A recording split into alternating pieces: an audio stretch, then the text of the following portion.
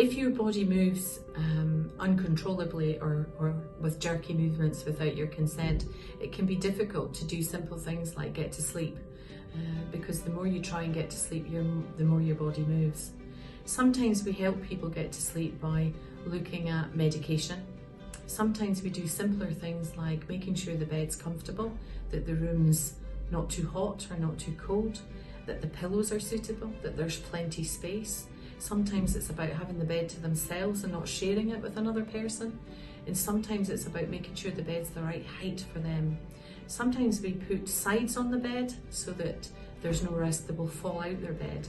And sometimes we also put padding on the sides of the bed so they don't hurt themselves when they're in their bed. People with HD tend to have poor sleep patterns. It's hard for them to recognise nighttime and daytime, and sometimes they get them muddled up. So they'd rather be up all night and sleep all day. This can be really hard for families who are trying to have a routine. It's very hard to unfix an established routine, so you should always try and do this slowly by pulling back the routine by 15 minutes over a period of time gently. It can seem selfish for a person to play PlayStation all night when everybody else is trying to sleep, but remember, this is part of the disease as well, and they can't help this behaviour.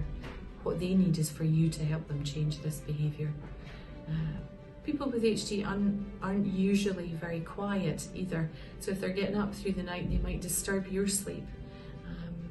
Sometimes we can add things to help a person have a good night's sleep, what we call sleep hygiene.